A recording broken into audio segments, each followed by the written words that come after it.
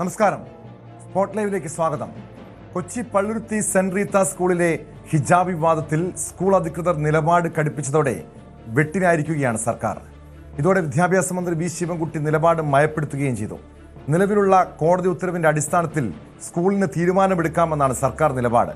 യൂണിഫോമിന്റെ നിറവും ശൈലിയും സ്കൂളിന് തീരുമാനിക്കാൻ അധികാരമുണ്ട്. എന്ത് തർക്കത്തിന്റെ പേരിലായാലും ആർക്കും വിദ്യാഭ്യാസം നിഷേധിക്കരുതെന്നും മന്ത്രി പറഞ്ഞു. ഗവൺമെന്റിന് വ്യക്തമാക്കാനുള്ളത് ഈ പ്രശ്നം അവിടെ വെച്ച് തീർക്കട്ടെ. അവിടെ ഇതിനിടയിൽ ഒരു ഒത്തുതീർപ്പ് പുറത്തുള്ള ജനപ്രതിനിധികളും പൊതുപ്രവർത്തകരെല്ലാം ചേർന്നുകൊണ്ട് ഒരു ഒത്തുതീർപ്പ് നടന്നതായി കേൾക്കുന്നു, പത്രങ്ങളിലൂടെ കേൾക്കുന്നു. ആ പ്രശ്നത്തിൽ വിഷയം തീർന്നെങ്കിൽ തീർന്നോട്ടെ.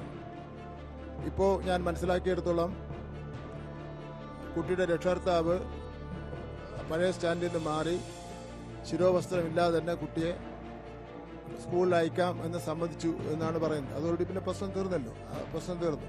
പക്ഷെ ഒരു കാര്യം, ഈ ഗവൺമെന്റ് ഇക്കാര്യത്തിൽ ഇടപെട്ടത്, മുഖ്യമന്ത്രിയുടെ ഓഫീസ് ഇക്കാര്യത്തിൽ ഇടപെട്ടത്, ഒരു കുട്ടിയുടെ അവകാശം, അവനെ ക്ലാസ്സിലിരുന്ന് പഠിക്കുന്നതിന് വേണ്ടിയുള്ള അവകാശം നിഷേധിക്കുവാൻ ആർക്കും അവകാശമില്ല. എന്തിന്റെ പേരിലായിരുന്നാലും ആർക്കും അവകാശമില്ല. ആ അവകാശമില്ലാത്ത സാഹചര്യത്തിൽ നമുക്ക് ചെയ്യാൻ കഴിയുന്നത് എന്താ? കിട്ടിയ പരാതിയെ സംബന്ധിച്ചവർ അന്വേഷണം നടത്തുക. ആ അന്വേഷണത്തിന്റെ റിപ്പോർട്ട് കിട്ടിയിട്ടുണ്ട്. ആ റിപ്പോർട്ട് നിയമാനുസരണം പിന്നെ റിപ്പോർട്ടിനുള്ളൊരു മറുപടി അവർ തരേണ്ടതായിട്ടുണ്ട്. ആ റിപ്പോർട്ട് അവർക്ക് കൊടുക്കും, അതിന് മറുപടി വാങ്ങുന്നതാണ്. മറുപടി വാങ്ങിയാലും പ്രശ്നം കൂടുതൽ വഷളാക്കേണ്ട കാര്യമില്ല. പ്രശ്നം ഇതുകൊണ്ട് അവസാനിപ്പിച്ച ശേഷം ഭരണഘടന പറയുന്നതനുസരിച്ചും കോടതി വിധികൾക്കനുസരിച്ചും കേരള വിദ്യാഭ്യാസ നിയമം അനുസരിച്ചും ദേശീയ വിദ്യാഭ്യാസ നിയമം അനുസരിച്ചും സ്കൂൾ പ്രവർത്തിപ്പിക്കുന്നതിന് വേണ്ടി തയ്യാറാണ്. അതിലെല്ലാം അടങ്ങിയിട്ടുണ്ട്. വിഷയം കൈകാര്യം ചെയ്യുന്നതിൽ സ്കൂൾ അധികൃതർക്ക് വീഴ്ച പറ്റിയെന്നാണ് വിദ്യാഭ്യാസ ഉപഡയറക്ടറുടെ റിപ്പോർട്ട്. ഹിജാബ് ധരിച്ചു വരുതെന്ന് സ്കൂൾ നിയമാവലിയിൽ പറഞ്ഞിട്ടില്ല. വിഷയം കൈകാര്യം ചെയ്യാൻ ഫലപ്രദമായ PTA സ്കൂളിൽ പ്രവർത്തിക്കുന്നില്ലെന്നും റിപ്പോർട്ടിൽ പറയുന്നുണ്ട്. കുട്ടിയെ ശിരോവസ്ത്രം ധരിച്ചു എന്നതിന്റെ പേരിൽ പുറത്തു നിർത്തുവാനുള്ള തീരുമാനം ചട്ടവിരുദ്ധമാണെന്ന റിപ്പോർട്ട് വിദ്യാഭ്യാസ ഉപഡയറക്ടർ നൽകുകയുണ്ടായി. തലയിലെ ഷാൾ ചുറ്റി ശിരോവസ്ത്രം വരാൻ പാടില്ല എന്ന് കൃത്യമായി സ്കൂൾ നിയമത്തിൽ രേഖപ്പെടുത്താത്തത് എന്നുള്ള ചോദ്യത്തിന് കൃത്യമായ മറുപടി പറയാൻ സ്കൂൾ മാനേജ്മെന്റ് കഴിഞ്ഞിട്ടില്ല. 3. ശരിയായ രീതിയിൽ ഒരു PTA കമ്മിറ്റി ഉണ്ടായിരുന്നുവെങ്കിൽ ഇത്തരത്തിലൊരു പരാതിക്ക് ഇടവരില്ലായിരുന്നു. ബഹുമാനപ്പെട്ട കേരള WPC 1744/2016 വിധിയുടെ ഹൈക്കോടതിയുടെ അടിസ്ഥാനത്തിൽ കേരള സർക്കാർ 8/5/2024 എന്നാൽ വിദ്യാഭ്യാസ മന്ത്രിയുടെ വാദം തള്ളി സ്കൂൾ അധികൃതർ രംഗത്തെത്തി. വിദ്യാഭ്യാസ മന്ത്രി കാര്യം പഠിക്കാതെയാണ് നിലപാടെടുത്തത്. വിദ്യാഭ്യാസ ഉപഡയറക്ടറുടെ റിപ്പോർട്ട് വാസ്തവ വിരുദ്ധമാണ്. വിദ്യാഭ്യാസ മന്ത്രിയുടെ സർക്കുലറിനെതിരെ കോടതിയെ സമീപിക്കുമെന്നും സ്കൂൾ അധികൃതർ പറഞ്ഞു. 2018 കേരള ഹൈക്കോർട്ട്, ബഹുമാനപ്പെട്ട കേരള ഹൈക്കോർട്ട് വിധി പ്രകാരം ഉള്ള നിലവിൽ അതങ്ങനെ തന്നെയാണ്. എന്ത് യൂണിഫോമിറ്റി കീപ്പ് ചെയ്യണമെന്നുള്ളത് അത് അഡ്മിനിസ്ട്രേറ്റർ ലെവൽ, മാനേജ്മെന്റ് ലെവൽ തന്നെയാണ് സ്വീകരിക്കണം. അത് നിലനിൽക്കുന്നുണ്ട്. Anyway we will follow management respective rules and regulation, the same institution Saint Rita's public school. Surely we will follow that. വാർത്താ സമ്മേളനത്തിനിടെ മന്ത്രി നടത്തിയ മറ്റൊരു പ്രസ്താവനയ്ക്കെതിരെ മാനേജ്മെന്റും സർക്കാരും തമ്മിൽ ഏറ്റുമുട്ടുകയാണ്. അൺഎയ്ഡഡ് സ്കൂൾ ആണെങ്കിലും NOC നൽകുന്നത് സർക്കാർ എന്നാണ് മന്ത്രി പറഞ്ഞത്. എന്നാൽ മന്ത്രി ഭീഷണിപ്പെടുത്തുകയാണെന്നും സ്കൂളിന് സംസ്ഥാന സർക്കാരിന്റെ NOC ആവശ്യമില്ലെന്നുമാണ് സ്കൂളിന്റെ വാദം. ഇപ്പോൾ ഗവൺമെന്റ് കേന്ദ്രീയ സെൻട്രൽ സിലബസ് ഉള്ള അൺഎയ്ഡഡ് സ്കൂളാണ് എങ്കിലും ഇന്നിപ്പോൾ പുതുക്കേണ്ട സമയമാണ്. NOC പുതുക്കുന്നത് നമ്മളാണല്ലോ, വിദ്യാഭ്യാസ വകുപ്പാണല്ലോ പുതുക്കേണ്ടത്. അപ്പോൾ അതെല്ലാം കൂടെ കണക്കിലെടുത്തുകൊണ്ട് സഹകരിച്ച് മുന്നോട്ട് പോകുക. CBSE അഫിലിയേഷൻ സംബന്ധിച്ച് വിദ്യാഭ്യാസ മന്ത്രിയുടെ ശ്രദ്ധയിലേക്ക് ഒരു കാര്യം പോയിന്റ് ഔട്ട് ചെയ്യുന്നു. 2026-27 അക്കാദമിക് ഇയറിലേക്ക് CBSE അഫിലിയേഷനുള്ള NOC സ്റ്റേറ്റ് ഗവൺമെന്റ്സിൽ നിന്നും വേണ്ട. ഇപ്പോൾ പുതിയ CBSE അഫിലിയേഷൻ പോളിസി പ്രകാരം NOCയുടെ ആവശ്യമില്ല, സ്റ്റേറ്റ് ഗവൺമെന്റിന്റെ NOCയുടെ ആവശ്യമില്ല CBSE അഫിലിയേഷന്. ഇതിനിടെ സംസ്ഥാനത്തെ 7 അൺഎയ്ഡഡ് സ്കൂളുകളിൽ ഹിജാബ് അനുവദിക്കണമെന്ന് സർക്കാർ സർക്കുലർ ഇറക്കണമെന്നാവശ്യപ്പെട്ട് STPI രംഗത്തെത്തി. ഹിജാബ് ധരിക്കുന്നത് ഭരണഘടനാ അവകാശമാണെന്ന മന്ത്രിയുടെ വാർത്താക്കുറിപ്പാണ് STPI ആയുധമാക്കുന്നത്. വിശദാംശങ്ങളുമായി കൊച്ചിയിൽ നിന്ന് ഡാനി പോളും ന്യൂസ് ഡെസ്കിൽ നിന്ന് കിരൺ ബാബുവും ചേരുന്നുണ്ട്. ആദ്യം ഡാനി പോളിലേക്കാണ്. ഡാനി, ഇന്നലെ ഈ പ്രശ്നത്തിനൊരു പരിഹാരം ഉണ്ടായി എന്നാണ് ഇന്നലെ ഒരു വൈകിട്ടോടു കൂടിയൊക്കെ വന്ന വിവരങ്ങൾ. അതായത് ഹൈബിയുടെ MP നേതൃത്വത്തിൽ ചർച്ച നടത്തുന്നു. ഈ വിഷയത്തിലൊരു പരിധിവരെയും ശാശ്വതമായ പരിഹാരം ഉണ്ടായെന്നൊക്കെ പറഞ്ഞെങ്കിൽ പോലും അതിനുശേഷം വിദ്യാഭ്യാസ മന്ത്രി V. ശിവൻകുട്ടി നടത്തിയ വാർത്താ സമ്മേളനമാണ് ഈ പ്രശ്നം കൂടുതൽ വഷളാക്കിയത്. ഇന്ന് രാവിലെ മന്ത്രി നിലപാട് മയപ്പെടുത്തിയെങ്കിൽ പോലും പക്ഷേ സ്കൂൾ അധികൃതർ നിലപാടിൽ നിന്ന് പിന്നോട്ടില്ല. പഴയ നിലപാടിൽ അവർ ഉറച്ചു നിൽക്കുന്നു. ഇതോടെ സർക്കാർ വെട്ടിലായ അവസ്ഥ. എന്താണ് ഈ സംഭവവുമായി ബന്ധപ്പെട്ട്, ഈ ഹിജാബ് വിവാദവുമായി ബന്ധപ്പെട്ട് നിലവിലത്തെ ഒരു സാഹചര്യം എന്താണ്? പ്രശ്നം പരിഹരിക്കപ്പെടാനുള്ള സാധ്യതയുണ്ടോ? അതോ STPI പോലുള്ള സംഘടനകൾ ഈ വിഷയം ഒരായുധമാക്കുകയും അത് വർഗീയവൽക്കരിക്കുകയും കാര്യങ്ങൾ കൈവിട്ടു പോവുകയും ചെയ്യുന്നൊരു സാഹചര്യത്തിൽ സർക്കാരിൻ്റെ നിലപാട് തന്നെയാണ് ഇനി നിർണായകമാവുക? എന്തായിരിക്കും സർക്കാർ ഇനി ഈ വിഷയത്തിൽ സ്വീകരിക്കാൻ പോകുന്ന നിലപാട്? ഡാനി.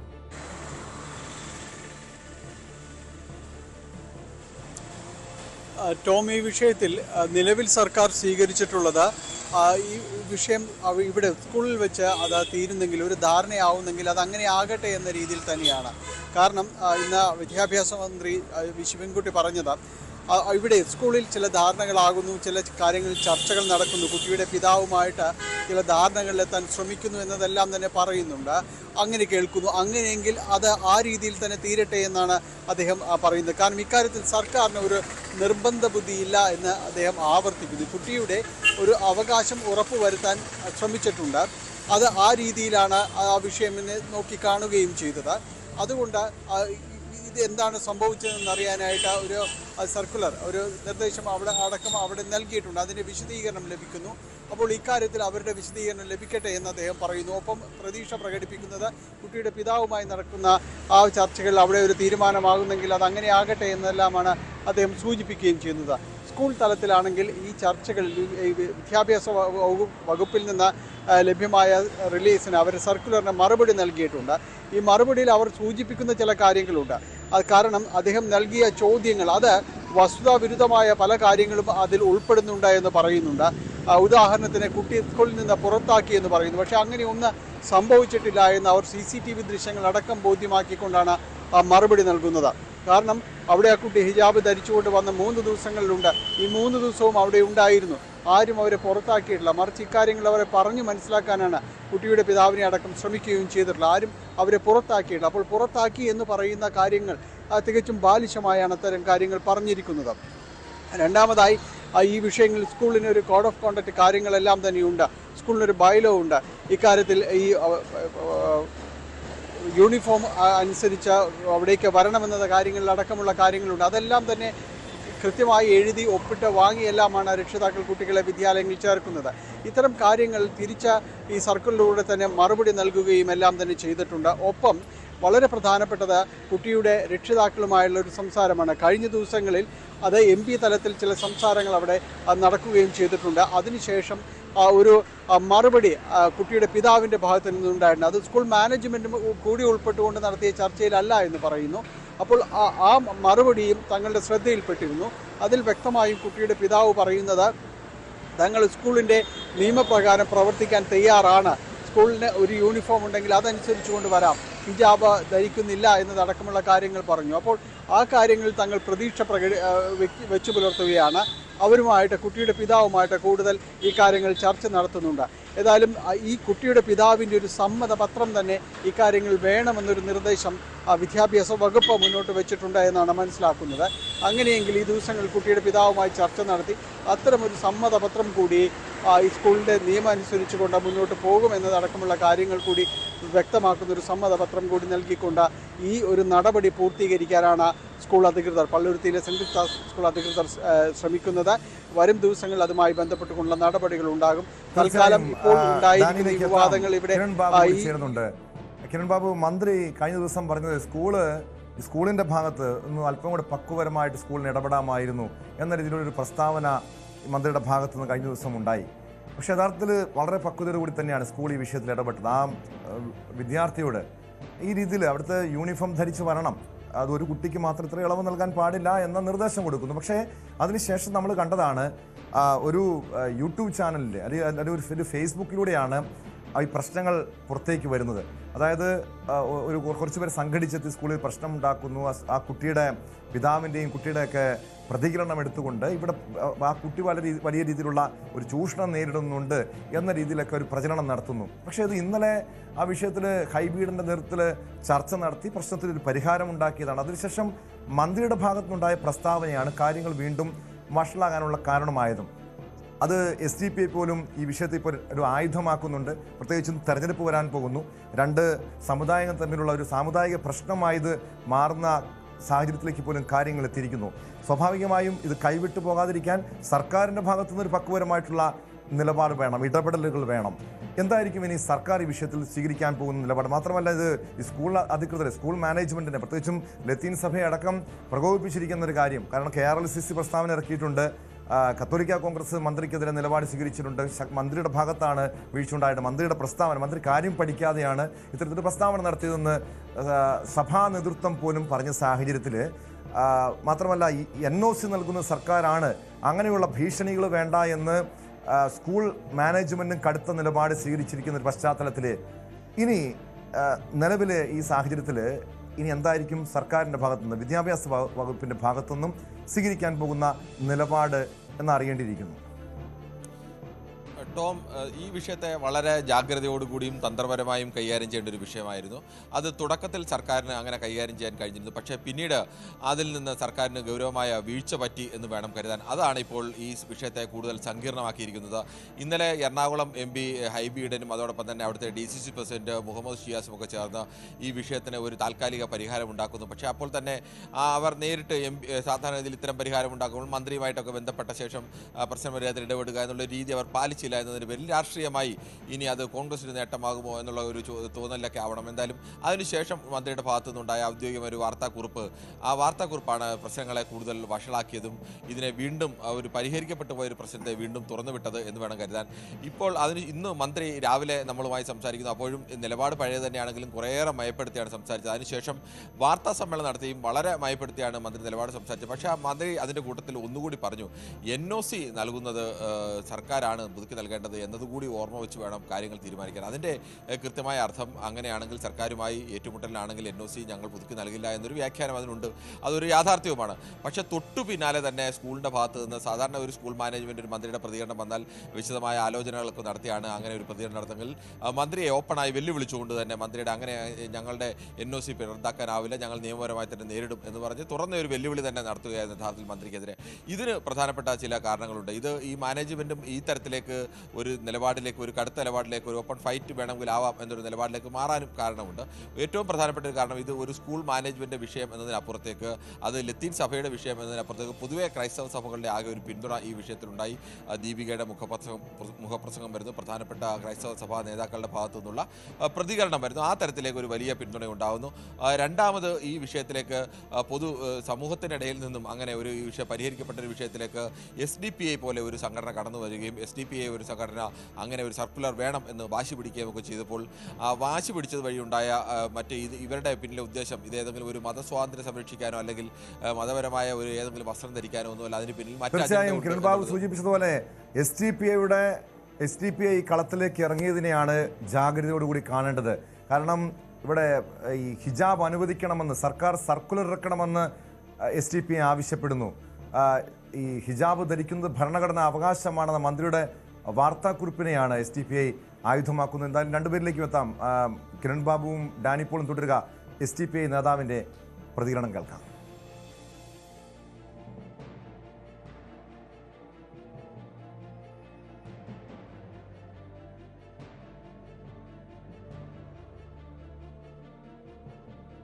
മറ്റൊരു ഇപ്പോ ഇവിടെ NSS സ്കൂൾ നടത്തുന്നുണ്ട്, SNDP സ്കൂൾ നടത്തുന്നുണ്ട്, MES നടത്തുന്നുണ്ട്, ഒരുപാട് പലരും നടത്തുന്നുണ്ട്. എവിടെയും ഇത് നിഷേധിക്കുന്നില്ല. ഇത് ചില മാനേജ്മെന്റ് ക്രിസ്ത്യൻ സ്കൂളുകളാണ് ഇത് ചെയ്യുന്നത്. മാനേജ്മെന്റുകള് ഒരു തീരുമാനമെടുക്കുമ്പോ അതൊരു പൗരന്റെ മൗലിക അവകാശങ്ങൾക്ക് വിരുദ്ധമാകരുത്. ഇപ്പൊ എന്റെ വീടിന്റെ തൊട്ടടുത്ത് സ്കൂൾ ഉണ്ടെങ്കിൽ അവിടെ അത് ആര് നടത്തുകയാണെങ്കിലും അവിടെ ഗവൺമെന്റ് സ്കൂൾ നടത്തണമെങ്കിൽ ഏത് മാനേജ്മെന്റ് ആണെങ്കിലും സ്കൂൾ നടത്തണമെങ്കിൽ ഗവൺമെന്റ് അനുമതി കൊടുത്തിട്ടാണ് സ്കൂൾ പ്രവർത്തിക്കുന്നത്. ഗവൺമെന്റ് അനുമതി കൊടുക്കുന്ന പറഞ്ഞാൽ എല്ലാ പൗരന്മാർക്കും അവിടെ പോകാനുള്ള അവകാശം ഉണ്ട് എന്നുള്ളതാണ്. ഗവൺമെന്റ് അനുമതി കൊടുക്കാതെ അംഗീകാരം കൊടുക്കാതെ ഒരു വിദ്യാഭ്യാസ സ്ഥാപനം അവർ നടത്തുന്നില്ല. യെസ്, കിരൺ ബാബുവിലേക്ക്. കിരൺ ബാബു, ഇവിടെ പല സംഘടനകളും ഈ വിഷയത്തിലൊരു രാഷ്ട്രീയ മുതലെടുപ്പിന് വേണ്ടി ശ്രമിക്കുന്നുണ്ട്. SDPI, BJP പോലുള്ള സംഘടന. BJP ഇത് ദേശീയ തലത്തിൽ പോലും ചർച്ചയാക്കുന്നു. മാത്രമല്ല, നമുക്കറിയാം ഛത്തീസ്ഗഡിലെ കന്യാസ്ത്രീമാർ നേരിട്ട വിഷയവുമായി ബന്ധപ്പെട്ട് അന്ന് സംഘപരിവാർ സംഘടനകൾ ഒറ്റപ്പെട്ട സാഹചര്യമുണ്ടായി. വലിയ രീതിയിൽ ഒറ്റതിരിഞ്ഞ് സംഘപരിവാർ സംഘടനകളെ ഇവിടുത്തെ എല്ലാ കക്ഷികളും ആക്രമിച്ചപ്പോൾ അതുതന്നെയാണ് ഇപ്പോൾ BJP ഉന്നയിക്കുന്ന കാര്യം. കാരണം ഇവിടെ ഇപ്പോൾ കേരളത്തിൽ കന്യാസ്ത്രീമാർ നടത്തുന്ന ഒരു സ്ഥാപനത്തിൽ കയറി ചില ഹിഡൻ അജണ്ടയോടുകൂടി ബാഹ്യശക്തികളുടെ ഇടപെടൽ ഉണ്ടാകുന്നു. ഈ വിവാദത്തിന്, ഹിജാബ് വിവാദത്തിന് പിന്നിൽ പോലും അത്തരം ബാഹ്യശക്തിയുടെ ഇടപെടലുണ്ട് എന്ന് അവർ ആരോപണം ഉന്നയിക്കുന്നുണ്ട്. BJPക്ക് ഉൾപ്പെടെ ഒരു വടി കൊടുക്കുകയല്ല യഥാർത്ഥത്തിൽ ചെയ്തത്. കാരണം സർക്കാർ ഈ വിഷയത്തിൽ നല്ലൊരു പക്വതയോടു കൂടിയുള്ള ഒരു സംയമനത്തോടു കൂടിയുള്ള ഒരു നിലപാട് സ്വീകരിച്ചതെങ്കിൽ കാര്യങ്ങൾ കൈവിട്ടു പോകില്ലായിരുന്നു. BJPക്ക് ഇവിടെ ഈ വിഷയത്തിൽ ഇടപെടാനുള്ളൊരു സാഹചര്യം പോലും ഉണ്ടാകില്ലായിരുന്നു. ടോമതിനെ രണ്ട് തരത്തിൽ വേണം കരുതാൻ. ഛത്തീസ്ഗഡിൽ കന്യാസ്ത്രീകൾക്ക് നേരെ ഉണ്ടായ വിഷയവും കേരളത്തിലെ ഒരു സ്കൂളിലെ ഒരു ഹിജാബ് ധരിക്കുന്ന വിഷയവും തമ്മിൽ താരതമ്യം ഒന്നും ചെയ്യാൻ കഴിയാത്തൊരു വിഷയമാണ്. ആ വിഷയത്തൊക്കെ ക്രൈസ്തവ സമൂഹത്തിന് തന്നെ ആ വിഷയത്തിലൊക്കെ കൃത്യമായ ബോധ്യമുള്ളതുമൊക്കെയാണ്. അത് എത്രത്തോളം പ്രചാരണം BJPക്ക് അനുകൂലമാകും എന്നൊക്കെ പിന്നീട് കാണേണ്ട കാര്യമാണ്. പക്ഷേ അതിനൊക്കെ അപ്പുറത്തേക്ക് സർക്കാരിന് പറ്റിയൊരു പ്രധാനപ്പെട്ട വീഴ്ച ഇന്നലെ ഇത് രമ്യമായി പരിഹരിക്കപ്പെട്ട ഒരു വിഷയമായിരുന്നു. ഇത് അങ്ങനെ രണ്ട് വർഗീയത ഉണർത്തിക്കൊണ്ട് മതസ്പർദ്ധ ഉണ്ടാക്കിക്കൊണ്ട് ഇതിനെ മറ്റൊരു തരത്തിലേക്ക് കൊണ്ടുപോകാൻ വേണ്ടി ഒരു ഭാഗത്ത് SDPI നിൽക്കുന്നു, BJP ദേശീയ നേതൃത്വത്തിൻ്റെ ഭാഗത്തു നിന്നുള്ള ഇടപെടലുകൾ ഉണ്ടാകുന്നു. അങ്ങനെ പലതരത്തിലേക്കുള്ള ഇതിലൊരു വലിയ സർക്കാരിൻ്റെ കൈവിട്ടു പോകാൻ സാധ്യതയുള്ള ഒരുപാട് വിഷയങ്ങളുള്ള ഒന്നാണ്. അതിൽ പക്വതയോടുകൂടി കൈകാര്യം ചെയ്യുന്നതിന് പകരം സർക്കാർ ചില വേണ്ടത്ര അവധാനതയില്ലാതെ ഇന്നലെ എടുത്ത നിലപാട് കൊണ്ട് ഇവർക്ക് വീണ്ടും അവസരം, SDPI പോലൊരു സംഘടന വന്ന് പറയുകയാണ് കേരളത്തിലെ എല്ലാ വിദ്യാഭ്യാസ സ്ഥാപനങ്ങളിലും ഹിജാബ് ധരിച്ചുകൊണ്ട് വിദ്യാർത്ഥികൾക്ക് പഠിക്കാം, അങ്ങനെ ഒരു ഉത്തരവ് സർക്കാർ ഇറക്കണം എന്ന് ആവശ്യപ്പെടുന്നു. SDPIയുടെ ആവശ്യം അംഗീകരിച്ചുകൊണ്ട് സർക്കാർ ഉത്തരവ് ഇറക്കുന്നതോ അല്ലെങ്കിൽ നിലവിലെ സാഹചര്യം പഠിച്ച് ഇനി അങ്ങനെ ഒരു ഉത്തരവ് ഇറക്കേണ്ട ആവശ്യമാണ് സർക്കാരിന് തോന്നിയാൽ SDPI ആവശ്യപ്പെട്ടതോടുകൂടി അങ്ങനെ ഒരു ഉത്തരവ് ഇറക്കുന്നതോടുകൂടി സർക്കാർക്ക് വല്ലാതെ തിരിച്ചടി സർക്കാരുണ്ടാകുകയും പ്രതിരോധത്തിലാകുകയും ചെയ്തൊരവസ്ഥ സർക്കാർ ബോധ്യപ്പെടുന്നു. മറുഭാഗത്ത് BJPയുടെ ഭാഗത്തു നിന്നുകൊണ്ട് ഒരു വലിയ സപ്പോർട്ട് ഈ സ്കൂൾ മാനേജ്മെൻറ്റിനടക്കം അങ്ങനെ ലഭിക്കുന്നു. യഥാർത്ഥത്തിൽ സർക്കാരിന് വീണ്ടും ഇനി നാളെ ഈ കുട്ടി ഹിജാബ് ധരിച്ചുകൊണ്ട് സ്കൂളിലേക്ക് വരാൻ തീരുമാനിക്കുന്നു എന്ന് കരുതുക, SDPI പോലുള്ള സംഘടനകൾ അതിന് പിന്തുണ കൊടുക്കുന്നെന്ന് കരുതുക, ഈ സ്കൂളിൽ ഇതിനെ അനുവദിക്കില്ല എന്നുള്ള നിലപാടിലേക്ക് സ്കൂൾ മാനേജ്മെൻറ്റ് നിലപാട് സ്വീകരിക്കുന്നു. അപ്പോൾ സർക്കാരിന് എന്ത് നിലപാട് സ്വീകരിക്കാൻ കഴിയുമെന്നൊരു വലിയ ചോദ്യമുണ്ട്. കോടതിയുടെ ഉത്തരവ് സ്കൂളിന് അനുകൂലമായ ഒരു ഉത്തരവുണ്ട്. അപ്പോൾ ആ ഉത്തരവിനെ ലംഘിച്ചുകൊണ്ട് സർക്കാരിന് മറിച്ചൊരു നിലപാട് സ്വീകരിക്കാൻ കഴിയുമോ? സർക്കാർ നൽകിയ ഒരു ഉത്തരവല്ല എങ്കിൽ പോലും നിർദ്ദേശത്തെ ഉത്തരവ് എന്ന് മാനിക്കാൻ കഴിയുന്ന ആ തരത്തിലേക്ക് ഒരു ഡയറക്ഷൻ എന്ന് തന്നെ വേണമെങ്കിൽ അങ്ങനെ പറയാവുന്നത് കുട്ടിയെ ഹിജാബ് ധരിച്ചുകൊണ്ട് സ്കൂളിൽ പ്രവേശിക്കാൻ അനുവദിക്കണമെന്നാണ്. ഇന്ന് മന്ത്രി നൽകിയ വിശദീകരണം പൊതുവെ ഇത്തരം വിഷയങ്ങളൊക്കെ ഉണ്ടാകുന്ന സ്ഥലങ്ങളിലൊക്കെ ചെയ്യുന്നൊരു വിഷയമാണ്. സ്കൂൾ യൂണിഫോമിനോട് ചേർന്ന ഒരു ശിരോവസ്ത്രം ധരിച്ച് അത് പരിഹരിക്കുക എന്നുള്ളതാണ്. അതാണ് ഇവിടെ നൽകിയത്, അല്ലാതെ അതൊരു പ്രത്യേക ഉത്തരവല്ല എന്നൊക്കെ മന്ത്രി ഇപ്പോൾ പറയുന്നുണ്ട്. പക്ഷേ ഇങ്ങനൊരു വിഷയം നാളെ ബോധപൂർവം ഇതൊരു വിഷയം ഉണ്ടാക്കണമെന്ന് ഈ കക്ഷികളൊക്കെ ആഗ്രഹിച്ചു കഴിഞ്ഞാൽ അതിൽ സർക്കാരിനൊരു നിലപാട് സ്വീകരിക്കലൊക്കെ പ്രയാസമാകുന്ന ഒരു അവസ്ഥയിലേക്ക് സ്വാഭാവികമായും വരും. എന്ന നിലപാടിൽ നിന്ന് ചിലപ്പോൾ പിന്നോക്കം പോകേണ്ട അവസ്ഥയും ഒക്കെ ഉണ്ടാവാനുള്ള സാധ്യതയുണ്ട്. എന്തായാലും അക്കാര്യത്തിൽ ഒരു ജാഗ്രത സർക്കാരിൻ്റെ ഭാഗത്തുനിന്ന് ഉണ്ടായില്ലെന്നും ഈ പറയുന്ന സംഘടനകൾക്കൊക്കെ ദേശീയ തലത്തിൽ BJP ഇടപെട്ടാലും ഇവിടെ SDPI ഇടപെട്ടാലും സ്വാഭാവികമായും അത് തിരിച്ചടി നേരിടേണ്ടി വരുന്നത് സംസ്ഥാന സർക്കാരിനെ നയിക്കുന്ന ഇടതു മുന്നണിക്കുമാണ്. അതിൻ്റെ ആ ഒരു തിരിച്ചടി ഉണ്ടാകാനുള്ള സാധ്യത മുന്നിൽ കാണാതെയുള്ള ഒരു നിലപാടാണ് മന്ത്രി ആവേശപൂർവ്വം ഇന്നലെ വൈകുന്നേരത്തെ വാർത്താക്കുറിപ്പോടുകൂടി പ്രഖ്യാപിച്ചത് എന്ന് വേണം കരുതാൻ. എന്തായാലും ഇനിയും ആ പ്രശ്നത്തിനുള്ള സാധ്യതകൾ അവിടെ നിലനിൽക്കുകയാണ്. അത് പരിഹരിക്കാനുള്ള ശ്രമങ്ങൾ സർക്കാരിൻ്റെ ഭാഗത്തുനിന്ന് ഇപ്പോൾ ആരംഭിച്ചിട്ടുണ്ട്. വ്യക്തമാണ്. ഡാനി പോളിലേക്ക് ഒരിക്കൽ കൂടി. ഡാനി, നേരത്തെ കിരൺ ബാബു സൂചിപ്പിച്ച പോലെ ഒരു സ്കൂളിൻ്റെ കാര്യത്തിൽ, ഒരു വിദ്യാർത്ഥിയുടെ കാര്യത്തിൽ അത്തരമൊരു വിട്ടുവീഴ്ച ചെയ്തു കഴിഞ്ഞാൽ സ്വാഭാവികമായും അത് മറ്റു പല സ്കൂളുകളിലേക്കും സമാനമായ രീതിയിൽ പ്രശ്നങ്ങൾ ഉന്നയിച്ചുകൊണ്ട് അല്ലെങ്കിൽ ഹിജാബ് ധരിക്കണമെന്ന് ആവശ്യപ്പെട്ടുകൊണ്ട് കൂടുതൽ വിദ്യാർത്ഥികളെത്താം.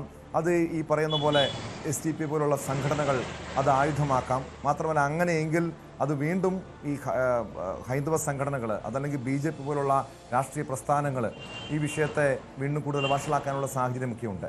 അതുകൊണ്ട് തന്നെയാണ് ഈ വിഷയത്തിൽ സഭയും പറയുന്നത് ഒരു സ്കൂളിൻ്റെ കാര്യത്തിൽ വിട്ടുവീഴ്ച ചെയ്തു കഴിഞ്ഞാൽ അത് മറ്റു പലയിടങ്ങളിലേക്കും സമാനമായ രീതിയിലുള്ള പ്രവണത വ്യാപിക്കാനുള്ള സാധ്യതയുണ്ട് എന്ന്. എന്തായിരിക്കും ഇനി സ്കൂളിൻ്റെ ഭാഗത്തുനിന്ന് സ്വീകരിക്കാൻ പോകുന്ന നിലപാട്? അതോടൊപ്പം ഈ കുട്ടികൾ ഇന്ന് സ്കൂളിൽ എത്തിയിട്ടില്ല, സ്കൂളിൽ നിന്ന് തുറന്നു, പക്ഷേ സ്കൂളിൽ കുട്ടി എത്തിയിട്ടില്ല എന്നാണ് മനസ്സിലാക്കുന്നത്. ഈ കുടുംബവുമായി ബന്ധപ്പെടാൻ കഴിഞ്ഞോ? അവരുടെ നിലപാടെന്താണ്? ഇന്നലത്തെ ചർച്ചയുടെ അടിസ്ഥാനത്തിൽ കുട്ടിയെ അവിടെ തുടർന്ന് പഠിപ്പിക്കാൻ സ്കൂൾ യൂണിഫോം, സ്കൂളിൻ്റെ നിർദ്ദേശങ്ങൾ അനുസരിച്ച് യൂണിഫോം ധരിച്ചുകൊണ്ട് അവിടെ വിദ്യാഭ്യാസം തുടരാൻ തന്നെയാണോ കുടുംബത്തിൻ്റെ തീരുമാനം?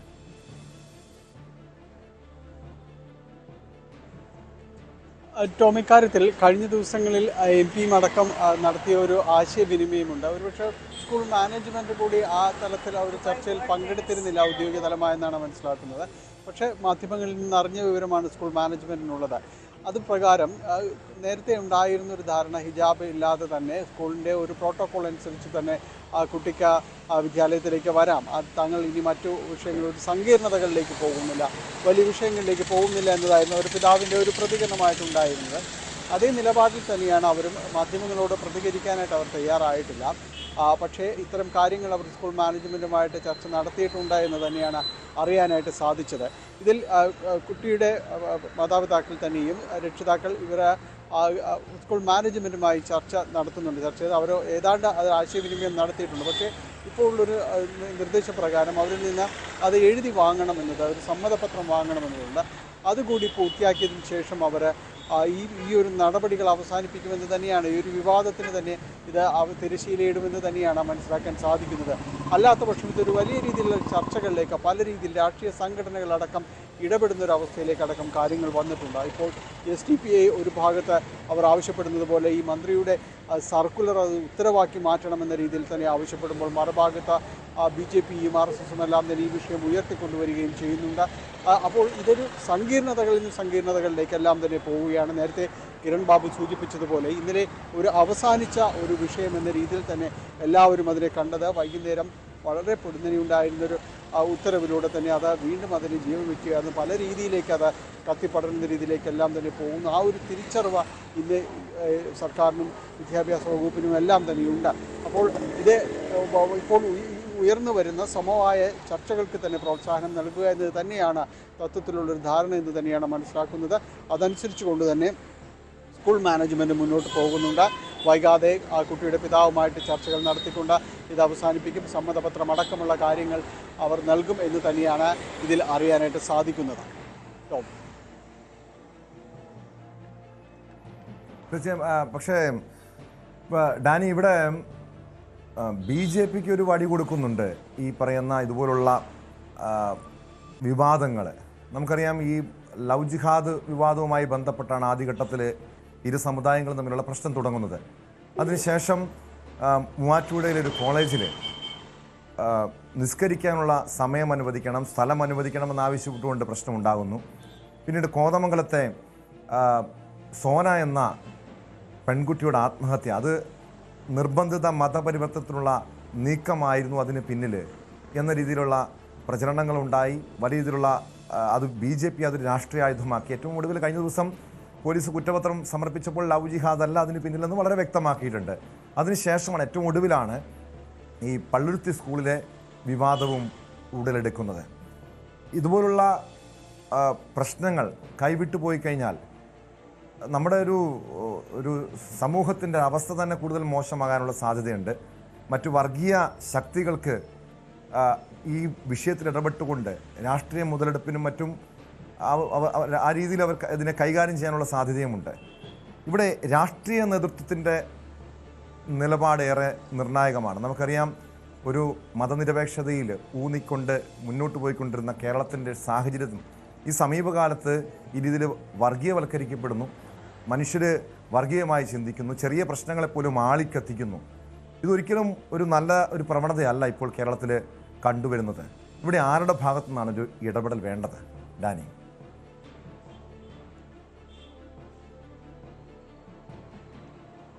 ടോം, പല വിഷയങ്ങൾ ഇപ്പോൾ സമീപകാല വർത്തമാനകാല കേരളത്തിൽ നമ്മൾ ചർച്ച ചെയ്യപ്പെടുന്ന പല വിഷയങ്ങളും ആലോചിക്കുമ്പോൾ വളരെ ലളിതമായിട്ട് തോന്നുന്ന പല കാര്യങ്ങളും ഈ ചർച്ചകൾ കൊണ്ട് തന്നെ വലിയ രീതിയിലേക്കെല്ലാം തന്നെ മാറുന്നുണ്ട്. ഈ ചർച്ചകൾക്ക് കാരണമാകുന്നത് പലപ്പോഴും ഈ മതപരമായ ചിന്തകളും കാര്യങ്ങളും അധികമായി ചിന്തിക്കുന്നതെല്ലാം തന്നെയാണ്.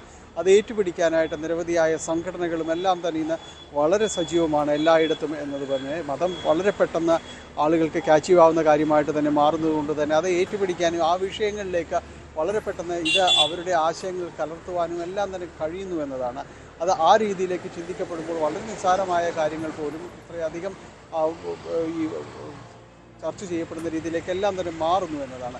അപ്പോൾ ഈ വിഷയങ്ങളെ സമീപിക്കുമ്പോൾ ഇതിൻ്റെ തുടക്കത്തിൽ തന്നെ അതിനെ കൃത്യമായ രീതിയിൽ അത് അഡ്രസ്സ് ചെയ്യുക എന്നത് തന്നെയാണ് ഏറ്റവും പരമപ്രധാനമായ ഒരു കാര്യം. അതിൽ ഒരു വിഷയം ഉയർത്തിക്കൊണ്ടുവരുമ്പോൾ അത് എത്രമാത്രം പ്രസക്തി അർഹിക്കുന്നു എന്നത് നോക്കി എല്ലാം തന്നെയാണ് അതിൽ തീരുമാനമെടുക്കേണ്ടത്. ഇപ്പോൾ ഈ വിഷയത്തിൽ തന്നെയും ഹിജാബ് എന്ന സംഭവത്തിൽ ഒരു തർക്കങ്ങളിലേക്കെല്ലാം തന്നെ പോകുമ്പോൾ സ്കൂൾ അധികൃതരുമായി നടത്തിയ ഒന്നാം വട്ട ചർച്ചയിലേക്ക് തന്നെ അത് അവസാനിച്ചു പോകാവുന്ന ഒരു കാര്യം തന്നെയായിരുന്നു എന്ന് തന്നെയാണ് മനസ്സിലാക്കുന്നത്. കാരണം സ്കൂൾ അധികൃതരടക്കം പറയുന്നത് ആദ്യവട്ടം പിതാവ് ഇക്കാര്യങ്ങൾക്കെല്ലാം സമ്മതത്തിലേക്ക് വരുമ്പോൾ രണ്ടാമത്തെ ഒരു ചർച്ചയിലേക്ക് വരുമ്പോൾ ഇതുമായി ബന്ധമില്ലാത്ത കുറേയധികം പേർ അദ്ദേഹത്തിനൊപ്പം ഉണ്ടായിരുന്നു എന്നാണ് പറയുന്നത്. അതാണ് നേരത്തെ സൂചിപ്പിച്ചതുപോലെ ഇതിൽ താല്പര്യമുള്ളവർ ഒരുപാട് പേർ പല വിഷയങ്ങളിലും ഇടപെടാൻ തയ്യാറായിക്കൊണ്ട് തന്നെ മറ്റൊന്നിലേക്കും ഇടപെടാൻ, പ്രത്യേകിച്ച് ഈ വിഷയങ്ങളിൽ വളരെ സജീവമായി ഇത്തരം കാര്യങ്ങളിൽ ഇടപെടാൻ തയ്യാറാവുന്നവർ അല്ലെങ്കിൽ നിയോഗിക്കപ്പെട്ടവർ ഒരുപാട് പേര് പുറത്ത് കാത്തിരിക്കുന്നു എന്നത് തന്നെയാണ്. അതുകൊണ്ട് തന്നെയാണ് ഈ വിഷയങ്ങൾ ഇരുഭാഗത്തും ആൾക്കൂട്ടം ഉണ്ടാകുന്നതും വലിയ രീതിയിലേക്ക് ചർച്ചകൾക്കെല്ലാം തന്നെ പോകുന്നതും. സമീപകാല പല സംഭവങ്ങളും നേരത്തെ ടോം സൂചിപ്പിച്ചതുപോലെ തന്നെ ഇത്തരം ചർച്ചകളെല്ലാം തന്നെ BJPക്ക് വഴി തുറക്കാവുന്ന അല്ലെങ്കിൽ അവർക്ക് രാഷ്ട്രീയമായുധമാക്കി മാറ്റാവുന്ന രീതിയിലേക്ക് പല കാര്യങ്ങളും സംഭവിക്കുമ്പോൾ അത് എങ്ങനെ ഉണ്ടാക്കിയെടുക്കുന്നു എന്നതുകൂടി ചർച്ച ചെയ്യപ്പെടേണ്ടതുണ്ട്. ഈ വിവാദങ്ങളിലേക്ക് ഒരു വിഷയം കത്തിപ്പടരുന്നതിന് മുൻപ് അതിൻ്റെ ഒരു മൂലകാരണങ്ങൾ സംബന്ധിയായ കാര്യങ്ങൾ കൃത്യമായ രീതിയിലുള്ള ചർച്ചകൾ തന്നെ വേണം. അല്ലെങ്കിൽ ഒരുപക്ഷെ ഇത്തരം കാര്യങ്ങൾ ഇതിപ്പോൾ ഈ വിഷയം ഇവിടെ അവസാനിക്കുന്നുവെങ്കിൽ അത് ഏറ്റവും നല്ലത് എന്ന് തന്നെ കരുതണം. കാരണം അവിടെ വന്നു പോയ പലരും തന്നെയും ആശയവിനിമയം നടത്തിയത് അത് തന്നെയാണ്. നല്ല രീതിയിൽ നടന്നു പോകുന്ന ഒരു സ്ഥാപനമാണത്. അത് ചെറിയ രീതിയിലുള്ള ഇത്തരം പരാമർശങ്ങൾ കാര്യങ്ങളും കൊണ്ട് തന്നെ അതിൻ്റെ ഒരു പ്രവർത്തനത്തെ ബാധിക്കുന്ന രീതിയിലേക്ക് പോകരുത്. ആ ഒരു പ്രദേശത്തെ തന്നെ വലിയ ഒരുപാട് പേർ ആശ്രയിക്കുന്ന, പ്രത്യേകിച്ച് മധ്യവർത്തികളായ ഒത്തിരി കുടുംബങ്ങൾ ആശ്രയിക്കുന്നൊരു വിദ്യാലയം തന്നെയാണ്. അപ്പോൾ അതിൻ്റെ ദൈനംദിന പ്രവർത്തനങ്ങളെ ബാധിക്കുന്ന രീതിയിലേക്ക് പോയി 2 ദിവസം അത് സ്കൂൾ അടച്ചിടേണ്ട ആ കാര്യങ്ങളിലേക്കെല്ലാം തന്നെ പോവുകയും ചെയ്തു. അപ്പോൾ ഒരു സ്ഥലത്തേക്ക് ചെല്ലുമ്പോൾ എന്താണ് അവിടുത്തെ നിയമാവലിയും കാര്യങ്ങളുമെല്ലാം പരസ്പര ബോധ്യത്തോടുകൂടി തന്നെ കണ്ടുകൊണ്ട് മുന്നോട്ട് പോയില്ലെങ്കിൽ ഇതുപോലുള്ള വിഷയങ്ങൾ ഇനി ആവർത്തിക്കപ്പെടുക തന്നെ ചെയ്യും. അതിൻ്റെ ഒരു അന്തസത്ത പലപ്പോഴും തന്നെ ഈ വിവാദങ്ങളുടെ അന്തസത്ത പലപ്പോഴും ഡാനി സൂചിപ്പിച്ചതുപോലെ ഇവിടെ രാഷ്ട്രീയ നേതൃത്വത്തിൻ്റെയൊക്കെ ഭാഗത്തു നിന്നുള്ള നിലപാടാണ് ഈ വിഷയത്തിൽ കാര്യങ്ങൾ കൈവിട്ട് പോകാതിരിക്കാൻ ഒരു ഇടപെടലുകൾ വേണ്ടത്. പ്രത്യേകിച്ചും ഇതുപോലുള്ള വിഷയങ്ങളെ വർഗീയവൽക്കരിക്കുന്നവർ കുട്ടികളെ, പ്രത്യേകിച്ചും വിദ്യാർത്ഥികളെ കരുവാക്കരുത്, ഇരയാക്കരുതെന്ന് മാത്രമാണ് പറയാനുള്ളത്. സ്പോട്ട് ലൈവിലേക്ക് തിരികെ എത്താം ഇടവേളയ്ക്ക് ശേഷം.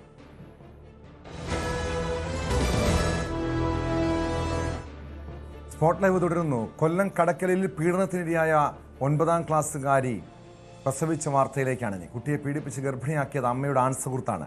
ഇയാളെ പോലീസ് അറസ്റ്റ് ചെയ്തു. 2 വർഷമായി പെൺകുട്ടി പ്രതിയുടെ പീഡനത്തിന് ഇരയായിരുന്നു.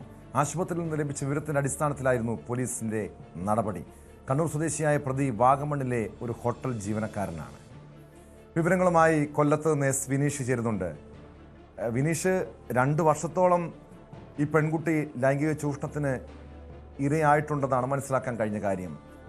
അതും സ്വന്തം അമ്മയുടെ ആൺസുഹൃത്താണ് ഈ രീതിയിൽ ഈ പെൺകുട്ടിയെ ലൈംഗികമായി ചൂഷണം ചെയ്തത്. അമ്മയുടെ അറിവോടെയായിരുന്നോ ഈ നടപടി? മാത്രമല്ല, ആശുപത്രി അധികൃതരാണ് വിവരം പോലീസിനെ അറിയിക്കുന്നത്. അങ്ങനെയാണെങ്കിൽ കാര്യങ്ങൾ അമ്മ മറച്ചു വെച്ചു എന്നല്ലേ മനസ്സിലാക്കേണ്ടത്? മാത്രമല്ല, ഇപ്പോൾ പ്രതിയെ പിടികൂടിയിട്ടുണ്ട്. അമ്മയ്ക്ക് പങ്കുണ്ടെങ്കിൽ അമ്മയ്ക്കെതിരെ നടപടി വേണ്ടേ?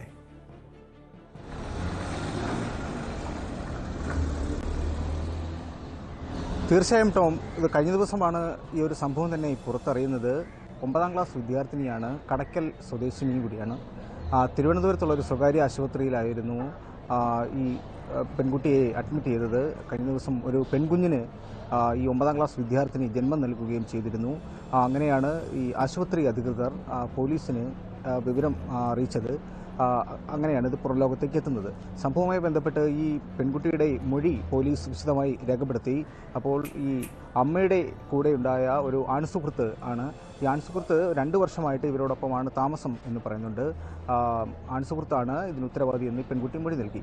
അപ്പോൾ പോലീസ് ഇതുമായി ബന്ധപ്പെട്ട് അന്വേഷിച്ചപ്പോൾ ഇയാൾ കണ്ണൂർ സ്വദേശിയാണ്. അവിടെ ഈ മറ്റൊരു ഇടുക്കിയിലുള്ള ഒരു റെസ്റ്റോറൻറ്റിൽ അയാൾ ഷെഫായിട്ടൊക്കെ ജോലി ചെയ്യുകയാണ്. എന്തായാലും ഇവിടെ നിന്നും പോലീസ് അവിടെ പോയി അയാളെ കസ്റ്റഡിയിൽ എടുത്തിട്ടുണ്ട്. വിശദമായിട്ടുള്ള ചോദ്യം ചെയ്യലിന് ശേഷം ഇന്ന് കോടതിയിൽ ഹാജരാക്കുമെന്നാണ് അറിയുന്നത്. ഇത് സംഭവം ഇങ്ങനെയാണ്. ഈ 9ാം ക്ലാസ് വിദ്യാർത്ഥിനിയുടെ അമ്മ ആദ്യം വിവാഹം കഴിച്ചത് ഭർത്താവ് മരിച്ചു. അതിനുശേഷം വിവാഹം കഴിച്ചതിലാണ് ഈ കുട്ടി ഉണ്ടാകുന്നത്. അതിനുശേഷമാണ് ആ രണ്ടാമത്തെ ഭർത്താവ് മരിച്ചതിന് ശേഷം ഈ കണ്ണൂർ സ്വദേശിയായ ആളുമൊത്താണ് താമസിച്ച് വന്നിരുന്നത്. അപ്പോൾ ഈ അമ്മ, ഈ 9ാം ക്ലാസ് വിദ്യാർത്ഥിനിയുടെ അമ്മ വീട്ടുജോലിക്കായിട്ട് പോകുന്നു. അതാണ് അവരുടെ ജോലി. അപ്പോൾ ആ വീട്ടുജോലിക്കായിട്ട് പോകുമ്പോൾ ഹോം നേഴ്സായിട്ട് ജോലി ചെയ്യുമ്പോൾ വീട്ടിൽ വരാതിരുന്ന ഒരു സാഹചര്യം ഉണ്ടായിട്ടുണ്ട്. ഈ സാഹചര്യം മുതലെടുത്താണ് ഈ ആൺസുഹൃത്ത് ഈ കുട്ടിയെ പീഡിപ്പിച്ചത് എന്നാണ് പോലീസിൽ നിന്നും നമുക്ക് അറിയാൻ കഴിയുന്നത്. എന്തായാലും ഇത് മനസാക്ഷിയെ മരവിപ്പിക്കുന്ന ഒരു സംഭവമാണ്. ശരിക്കും പറഞ്ഞാൽ സംരക്ഷണം നൽകേണ്ട ആളാണ് ഈ കുട്ടിയെ ഇങ്ങനെ മൃഗീയമായിട്ട് പീഡിപ്പിച്ച് ഇത്തരത്തിലുള്ള ഒരു അവസ്ഥയിലേക്ക് എത്തിച്ചത്. ടോം,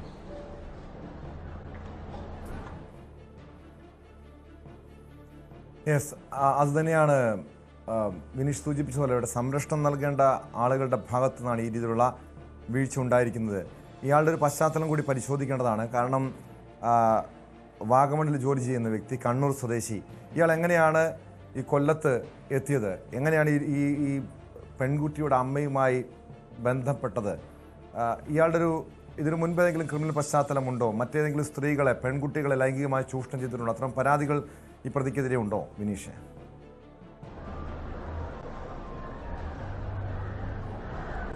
ടോം, നിലവിൽ അത്തരം പരാതികളൊന്നും തന്നെ പോലീസിന് ലഭ്യമായിട്ടില്ല എന്നാണ് അറിയുന്നത്. ഇയാളെ കഴിഞ്ഞ ദിവസമാണ് കസ്റ്റഡിയിൽ എടുത്ത് വാഗമണിൽ നിന്നും ജോലിക്കിടയിൽ തന്നെയാണ് കസ്റ്റഡിയിൽ എടുക്കുന്നത്. അങ്ങനെ കടക്കൽ പോലീസ് സ്റ്റേഷനിലേക്ക് കൊണ്ടുവന്നു. ഇന്നാണ് ഇയാളെ കോടതിയിൽ ഹാജരാക്കുന്നത്. പോലീസ് വിശദമായിട്ട് കാര്യങ്ങൾ ചോദിച്ചറിഞ്ഞുകൊണ്ടിരിക്കുകയാണ്. നിലവിൽ പ്രാഥമികമായിട്ടുള്ള ഒരു അന്വേഷണത്തിൽ ഇയാൾക്കെതിരെ മറ്റ് കേസുകളൊന്നും തന്നെ ഇല്ല എന്ന് തന്നെയാണ് അറിയുന്നത്. പക്ഷേ ഈ സംഭവം വളരെ ഗൗരവതരമാണ്. ഈ മാതാവ്, അതായത് ഈ 9ാം ക്ലാസ് വിദ്യാർത്ഥിനിയുടെ അമ്മ പൂർണ്ണമായും വിശ്വസിച്ച് ഈ കുട്ടികളുടെ സംരക്ഷണം ഏറ്റെടുക്കും എന്ന് കരുതിയിട്ടുണ്ടാവാം ഒരുപക്ഷെ ഇയാളോടൊപ്പം ജീവിതം ആരംഭിച്ചത്. പക്ഷേ കൈപ്പേറിയ അനുഭവമാണ് ഉണ്ടായിരിക്കുന്നത്. എന്തായാലും ഇവർ ശരിക്കും പറഞ്ഞാൽ, ഞാൻ നേരത്തെ സൂചിപ്പിച്ചു, 2 ഭർത്താക്കന്മാരും മരണപ്പെട്ടതിന് ശേഷമാണ് ഈ കണ്ണൂർ സ്വദേശിനിയുമായിട്ട് അടുക്കുന്നത്. ജോലിക്കിടയിലുള്ള ഒരു സൗഹൃദമായിരുന്നു തുടർന്നുള്ള ജീവിതത്തിലേക്കൊക്കെ നയിച്ചതെന്നൊക്കെയാണ് നമുക്കറിയുന്നത്. കൂടുതൽ വ്യക്തത വരാറുണ്ട്. എന്തായാലും സ്വന്തം മക്കളെ കരുതും, അല്ലെങ്കിൽ മക്കൾക്കൊരു സംരക്ഷണം എന്ന് മാതാവ് ഒരുപക്ഷെ കരുതിയിട്ടുണ്ടാവാം. പക്ഷേ എന്തായാലും അവർക്ക് കൈപ്പേറിയ ദുരനുഭവം ഉണ്ടാകേണ്ടി വന്നു. സ്വന്തം മകളിൽ നിന്ന് ഇങ്ങനെ ഉണ്ടാകേണ്ടി വന്നു. എന്തായാലും പോലീസ് ഈ ഒരു കാര്യവുമായി ബന്ധപ്പെട്ടുള്ള അന്വേഷണം നടക്കുന്നുണ്ട്. ടോം, ഈ കുട്ടിയുടെ മൊഴി രേഖപ്പെടുത്തിയിട്ടുണ്ട്. ഈ അമ്മ ഈ കണ്ണൂർ സ്വദേശിനിയായ ഈ സൗഹൃദത്തിലുള്ള ആളെ കുടുംബം ഏൽപ്പിച്ചിട്ടാണ് ഇവർ ഈ ഹോം നേഴ്സായിട്ടൊക്കെ ജോലിക്ക് പോയിരുന്നത്. അപ്പോൾ ഒരുപക്ഷെ വീട് വിട്ട് മാറേണ്ട ചില സാഹചര്യങ്ങളൊക്കെ അവരുടെ ജീവിതത്തിൽ ഉണ്ടായിട്ടുണ്ട്. പക്ഷേ ഈ ഒരു സാഹചര്യം മുതലെടുത്തുകൊണ്ടാണ് അയാൾ ഇത്തരത്തിലുള്ള ഒരു ക്രിമിനൽ രീതിയിലുള്ള പെരുമാറ്റം ഉണ്ടായിരിക്കുന്നത്. ഈ കുട്ടിയെ 9ാം ക്ലാസ് വിദ്യാർത്ഥിനിയാണ്, ചെറുപ്രായമാണ്, തെറ്റുകൾ പറഞ്ഞ് മനസ്സിലാക്കി കൊടുക്കേണ്ട പ്രായമാണ്. ഈ പ്രായം മുതലെടുത്തുകൊണ്ടാണ് അയാൾ ഇത്തരത്തിലുള്ളൊരു അക്രമം തന്നെ നടത്തിയിരിക്കുന്നത്. ശരിക്കും ആ കുട്ടിയോട് ചെയ്ത വലിയൊരു ദ്രോഹം തന്നെയാണ്. പോലീസ് ഇതുമായി ബന്ധപ്പെട്ട് കടുത്ത നടപടിയിലേക്ക് തന്നെയാണ് നമുക്കറിയാൻ കഴിയുന്നത്. കൊല്ലം കൊട്ടാരക്കരയിൽ നിന്ന് വിനീഷാണ് വിവരങ്ങൾ നൽകിയത്. ആലപ്പുഴയിൽ 27കാരി ആത്മഹത്യ ചെയ്ത സംഭവത്തിൽ ഗുരുതരമായ ആരോപണങ്ങളുമായി അന്ധരായ മാതാപിതാക്കൾ തങ്ങളുടെ കാഴ്ചപരിമിതി പറഞ്ഞ് രേഷ്മയെ ഭർത്താവും കുടുംബവും നിരന്തരം അപമാനിച്ചു. സ്ത്രീധനം ചോദിച്ച് പീഡിപ്പിച്ചതിനെ തുടർന്നാണ് കലവൂർ തകടി സ്വദേശിനിയായ രേഷ്മ മരിച്ചതെന്നാണ് കുടുംബത്തിന്റെ ആരോപണം.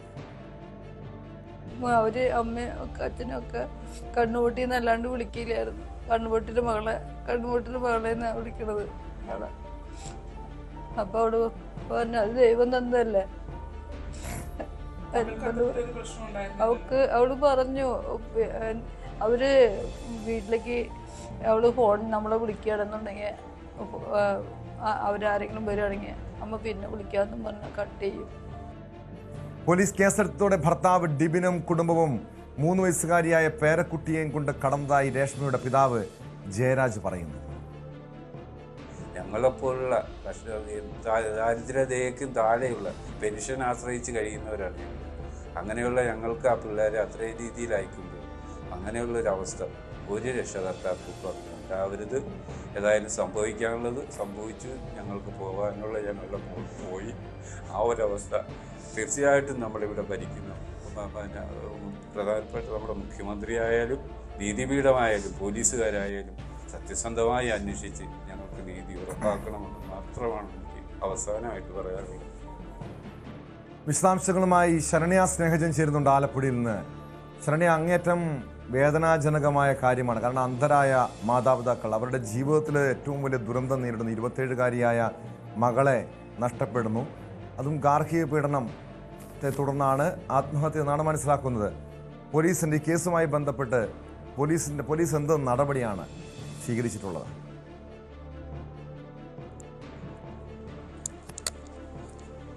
ടോമ, ഗാർഹിക പീഡന പരാതിയിന്മേൽ ആത്മഹത്യ പ്രേരണ കുറ്റം, ഗാർഹിക പീഡനം ഉൾപ്പെടെയുള്ള വകുപ്പുകൾ ചുമത്തിയാണ് ഈ കേസിനകത്ത് നോർത്ത് പോലീസ് ഡിബിനെതിരെയും ഡിബിൻ്റെ പിതാവിനെതിരെയും കേസ് എടുത്തിട്ടുള്ളത്. പക്ഷേ ഇതിനകത്ത് ഏറ്റവും പ്രധാനപ്പെട്ടതെന്ന് പറയുന്നത് ആ ഒരു കുടുംബത്തിൻ്റെ രക്ഷകർത്താക്കളുടെ വൈകല്യത്തെ ചൂണ്ടിക്കാട്ടി ആ പെൺകുട്ടി ആ വീട്ടിൽ അപമാനിക്കപ്പെട്ടു എന്നുള്ളതാണ്. നമ്മൾ ജയരാജിനെയും ഒപ്പം തന്നെ ജയരാജിൻ്റെ ഭാര്യ ഷീല ജയരാജിനെയും നമ്മൾ കണ്ടിരുന്നു. ഒരു വളരെ കഷ്ടപ്പെട്ടിട്ടാണ്. കാരണം ജയരാജിനെ സംബന്ധിച്ചിടത്തോളം കാഴ്ച, നേരിയ തോതിലുള്ള ഒരു കാഴ്ച മാത്രമേ ജയരാജിന് ഉള്ളൂ.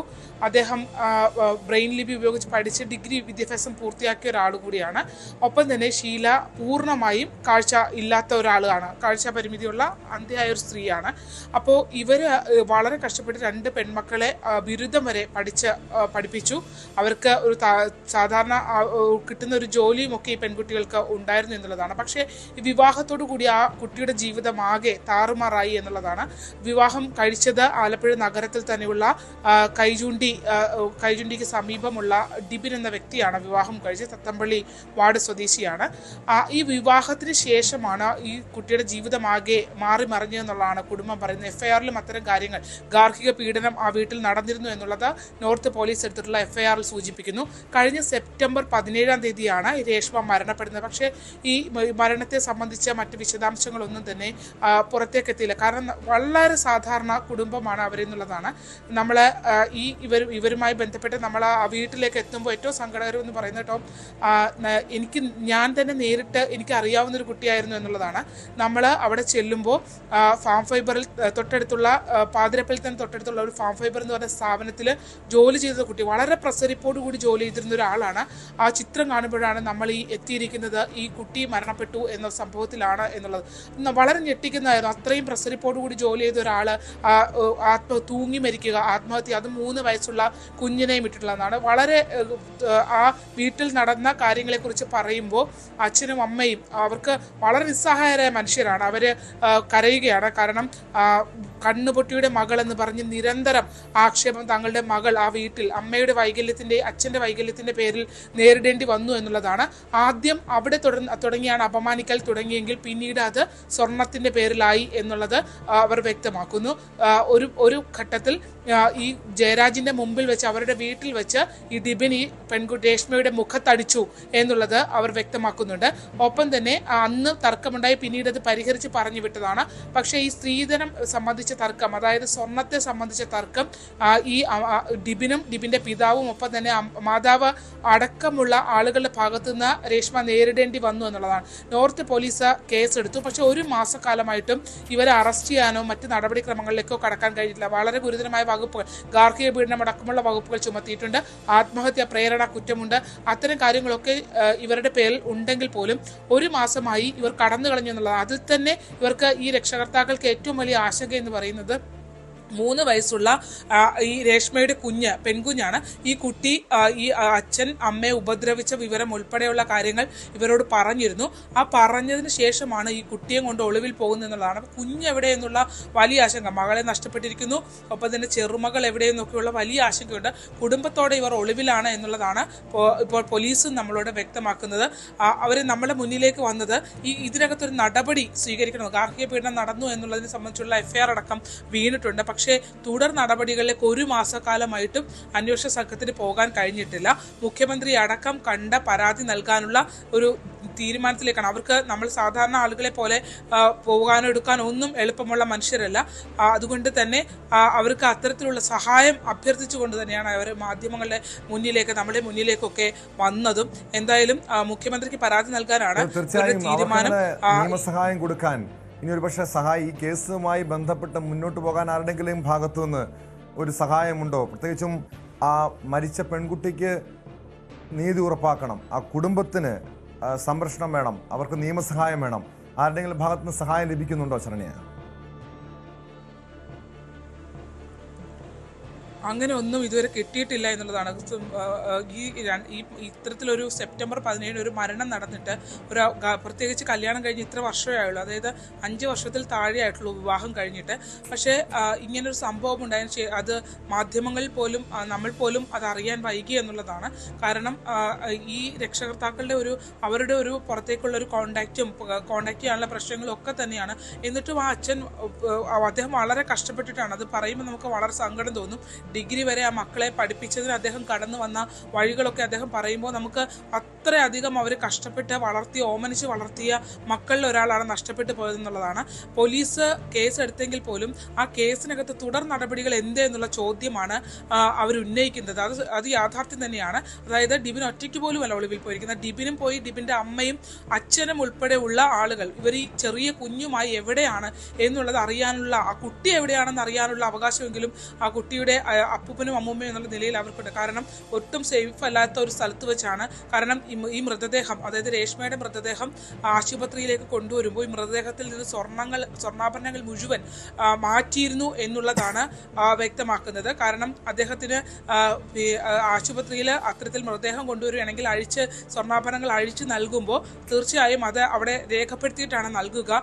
പക്ഷേ അങ്ങനെ ഒരു രേഖയോ മറ്റു കാര്യങ്ങളോ ഒന്നുമില്ല. അതായത് ഈ മൃതദേഹം കൊണ്ടുവരുമ്പോൾ പോലും സ്വർണ്ണാഭരണങ്ങൾ മാറ്റിയിട്ടുണ്ടായിരുന്നു എന്നുള്ള ഗുരുതര കാര്യങ്ങൾ ഉൾപ്പെടെ ഈ പിതാവ് നമ്മളോട് പറയുന്നുണ്ട്.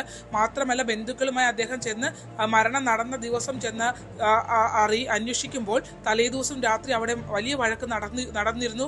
മിക്ക ദിവസങ്ങളിലും വഴക്ക് നടന്നിരുന്നു. ചില ദിവസങ്ങളിലൊക്കെ രേഷ്മ കുട്ടിയുമായി രാത്രി ബിസ്ക്കറ്റ് ഉൾപ്പെടെ, കുട്ടിക്ക് ഭക്ഷണം നൽകാനായി ബിസ്ക്കറ്റ് ഉൾപ്പെടെ വാങ്ങാൻ, അതായത് ആ ഭക്ഷണം അവിടെ ഇല്ലായിരുന്നു എന്നുള്ള സൂചനയാണ് നമുക്ക് ലഭിക്കുന്നത്. വാങ്ങുന്നതിനായി രാത്രി തൊട്ടടുത്തുള്ള കടകളിലൊക്കെ ഈ കുട്ടി എത്താറുണ്ടായിരുന്നു എന്നുൾപ്പെടെയുള്ള കാര്യങ്ങൾ പറഞ്ഞു. അതായത് നിരന്തരം രക്ഷകർത്താക്കളുടെ വൈകല്യത്തെ പറഞ്ഞ് അപമാനിച്ചു ആ കുട്ടിയെ മാനസികമായി തകർത്തിട്ടുണ്ട്. ഒപ്പം തന്നെയാണ് ഈ സ്വർണത്തിന്റെ പേരിലുള്ള തർക്കങ്ങൾ നടന്നത്. ഇങ്ങോട്ട് ആലോചിച്ച് വന്ന് നടന്ന വിവാഹമാണ്. എന്നിട്ട് പോലും ആ വീട്ടിൽ നടന്നത് വലിയ മാനസികമായി നമ്മൾ ഉദ്ദേശിക്കുന്നതിനപ്പുറം സ്വന്തം അച്ഛൻ്റെയും അമ്മയുടെയും വൈകല്യത്തെ നമ്മൾ അത് സഹതാപത്തോടെ അല്ലെങ്കിൽ നമ്മൾ വിഷമത്തോടെ കാണുന്ന ആ ഒരു സംഭവത്തെ വളരെ മോശമായി ഈ പെൺകുട്ടിയെ അപമാനിക്കാനായി അവർ ഉപയോഗിച്ചു എന്നുള്ളതാണ്. ആ രീതിയിൽ ആ പെൺകുട്ടിയെ അവർ മാനസികമായി തകർത്തു. അതിനുശേഷമാണ് ഈ സ്വർണത്തിന്റെ പേരിലുള്ള തർക്കങ്ങൾ അവിടെ നടന്നു. രക്ഷകർത്താക്കളുടെ മുന്നിൽ വെച്ച് മുഖത്തടിച്ചു. ആ സമയത്ത് ജയരാജുമായ ഒരു തർക്കം ഇയാൾ ഉണ്ടാവുകയും പിന്നീട് അത് പരിഹരിച്ച് എങ്ങനെയെങ്കിലും മക്കൾ ജീവിക്കട്ടെ എന്നുള്ള രീതിയിൽ പറഞ്ഞു വിട്ടതാണ്. അതിനുശേഷമാണ് ഇപ്പോൾ ഇങ്ങനെ ഒരു സംഭവം ഉണ്ടായിരുന്നത്. ഒരു വീഡിയോ കോൾ വീട്ടിലേക്ക് വിളിക്കാൻ പോലും ഈ പെൺകുട്ടിക്ക് പേടിയായിരുന്നു എന്നുള്ളതാണ് പറയുന്നത്. അതിൽ തന്നെ ഈ അമ്മയുടെ കാഴ്ച പരിമിതി അടക്കമുള്ള വിഷയങ്ങളെ ചൂണ്ടിക്കാട്ടി ഈ പെൺകുട്ടി അങ്ങനെ ഒരു കോൾ വിളിക്കുമ്പോൾ പോലും ആ പെൺകുട്ടി അപമാനിക്കപ്പെട്ടിരുന്നു എന്നുള്ളതാണ്. അത്തരത്തിൽ നമ്മൾ സാധാരണ രീതിയിൽ കേട്ടുകേൾവി പോലും ഇല്ലാത്ത രീതിയിലുള്ള അപമാനത്തിലൂടെ രക്ഷകർത്താക്കളുടെ വൈകല്യത്തെ ചൂണ്ടിക്കാട്ടിയുള്ള അപമാനത്തിലൂടെ കടന്നുപോയി. ഒപ്പം തന്നെയാണ് ഈ പറഞ്ഞ സ്വർണം ആവശ്യപ്പെട്ടുകൊണ്ടുള്ള തർക്കങ്ങളും അതിൽ തുടർന്നുണ്ടായ മർദ്ദനവും അടക്കം ഈ കേസിൽ സംഭവിച്ചിട്ടുണ്ട്. എന്തായാലും ഈ പ്രതികൾ ഒളിവിലാണ്. ഇവരെ ഇതുവരെ കണ്ടെത്താനായി നോർത്ത് പോലീസിന് കഴിഞ്ഞിട്ടില്ല. വ്യക്തമാണ്. ശരണ്യ സ്നേഹജനാണ് ആലപ്പുഴയിൽ നിന്നും വിവരങ്ങൾ നൽകിയത്. കൊല്ലം ചടയമംഗലത്ത് പണത്തെ ചൊല്ലിയുള്ള തർക്കത്തിനിടെ കൊലപാതകം. ചടയമംഗലം സ്വദേശി നൌഷാദാണ് കൊല്ലപ്പെട്ടത്. ചടയമംഗലം ബിവറേജിന് സമീപം അടഞ്ഞുകിടക്കുന്ന കള്ളുഷാപ്പിലായിരുന്നു കൊലപാതകം അരങ്ങേറിയത്. പ്രതിയായ കരകുളം സ്വദേശി വിജേഷിനെ പോലീസ് കസ്റ്റഡിയിലെടുത്തു. മദ്യലഹരിയിൽ പണത്തെ ചൊല്ലിയുണ്ടായ തർക്കമാണ് കൊലപാതകത്തിന് കാരണമെന്നാണ് പോലീസ് നൽകുന്ന വിവരം. ഷാപ്പ് 6-7 മാസം കൊണ്ട് അടഞ്ഞിടുന്നതാണ്. ഇങ്ങനെ ലൈസൻസ് പുതുക്കി ഇന്ന് ഞങ്ങൾ ഷാപ്പ് നോക്കാൻ വന്നപ്പോഴാണ് ഈ സംഭവം കാണുന്നത്. ഇറങ്ങി ഓടുന്നു. അങ്ങനെ കേട്ട് പേളിലോട്ട് കയറി ചെന്നപ്പം സൗണ്ട് കേട്ട് പേളിൽ ചെന്ന് നോക്കിയപ്പോഴാണ് ഒരുത്തിന് കുളിച്ച് കിടക്കുന്നത് കാണുന്നത്. അപ്പോഴത്തന്നെ ഞങ്ങൾ പോലീസിനെ അറിയിച്ചു. പോലീസുകാർ വന്ന് ഇവർ എടുത്ത് കൊണ്ടുപോവുകയും ചെയ്തു. നേരത്തെ നമ്മൾ പരിചയമുള്ളൊരു കക്ഷിയാണ് വരുന്നതിനായിരുന്നു. എസ് വിനീഷ് ചേരുന്നു കൊല്ലത്തുനിന്ന് വിവരങ്ങളുമായി. വിനീഷ്, എന്താണ് സംഭവിച്ചത്? നമ്മൾ എല്ലാ കൊലപാതകങ്ങളും നമ്മൾ റിപ്പോർട്ട് ചെയ്യുന്നതാണ് ജില്ലയിലെ. പക്ഷേ ഈ കൊലപാതകത്തിന്റെ മൂല കാരണം ലഹരി തന്നെയാണ്. ലഹരിക്കടിമപ്പെട്ട 2 യുവാക്കൾ ഉണ്ടായ ഒരു തർക്കം തന്നെയാണ് ഈ ഒരു കൊലപാതകത്തിലേക്ക് നയിച്ചത്. കഴിഞ്ഞ ദിവസമായിരുന്നു ഇത്തരത്തിലുള്ള സംഭവം ഉണ്ടായത്. കൊല്ലം ചടയമംഗലത്താണ് 56-കാരനെ സിമന്റ് കട്ട കൊണ്ട് തലക്കടിച്ച് കൊലപ്പെടുത്തുകയായിരുന്നു. ചടയമംഗലം സ്വദേശിയായ നൌഷാദാണ് മരിച്ചത്. ടോം, പ്രതി ദിജേഷിനെ പോലീസ് കസ്റ്റഡിയിലെടുത്തിട്ടുണ്ട്. വിശദമായി ചോദ്യം ചെയ്ത് വരികയാണ്. ഈ ഇരുവരും അടഞ്ഞു കിടന്നിരുന്ന ഒരു കള്ളുഷാപ്പിൽ എത്തുകയും മദ്യപിക്കുകയും ചെയ്തു. പരസ്പരമുള്ള തർക്കം എന്ന് ആരോപിച്ചായിരുന്നു പരസ്പരം തർക്കമുണ്ടായത്. ഈ തർക്കം വലിയൊരു കയ്യാങ്കളിയിലേക്ക് നീങ്ങി. അങ്ങനെ ഒരു സിമന്റ് കട്ടയെടുത്ത് തലക്കടിച്ച് കൊലപ്പെടുത്തുകയായിരുന്നു. പോലീസ് എന്തായാലും ഇയാളെ കസ്റ്റഡിയിലെടുത്തിട്ടുണ്ട്. വിശദമായി ചോദ്യം ചെയ്ത് വരുന്നു. ടോം,